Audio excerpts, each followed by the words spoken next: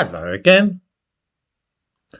The photograph shown in the thumbnail to this video was sent to me by somebody who subscribed to this channel and with whom I exchange correspondence from time to time. When first I saw it, I honestly thought that my eyes were playing tricks on me. It shows an information board at a historical site and is surmounted by an old-fashioned cannon, and below this the words Civil War Trail. Below that is a photograph of a black man tricked out in antiquated costume. I genuinely thought that there must have been some mistake and that this is somehow connected with the American Civil War, where of course black soldiers fought on the side of the Unionists. However, this is not the case. This board has recently been erected at Newark Castle in Newark, Nottinghamshire, where the National Civil War Centre is also to be found.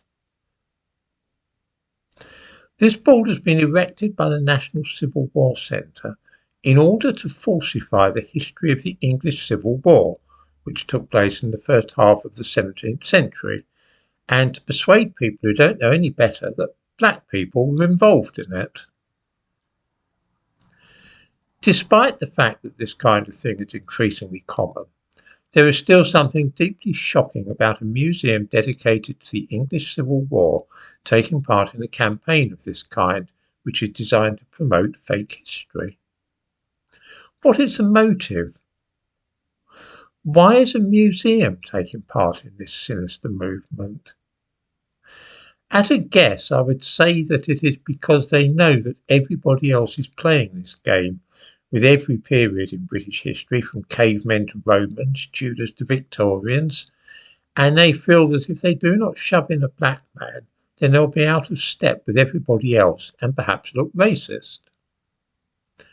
I'm pretty sure they know that it is nonsense and has no relation at all to actual history.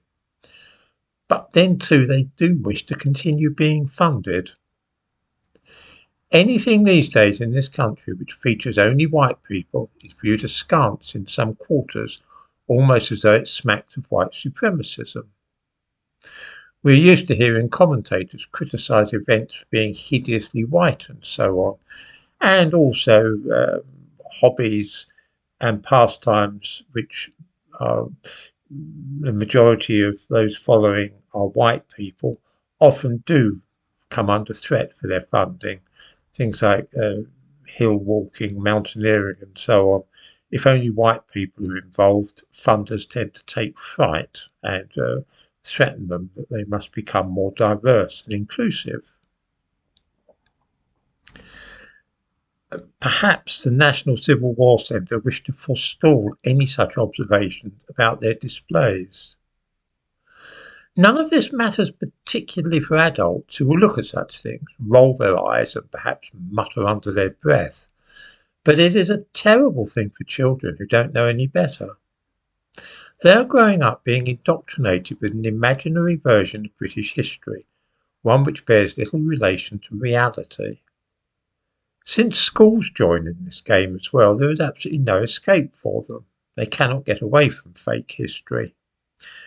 Many children today honestly believe that Britain has always been a multicultural society, and the knowledge that this was once an ethnically homogeneous nation seems to them like a falsehood propagated by the far right.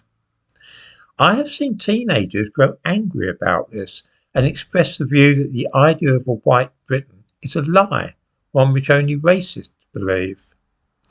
This really is a sad state of affairs, and those people, like the men and women who run the National Civil War Centre in Newark, should hang their heads in shame.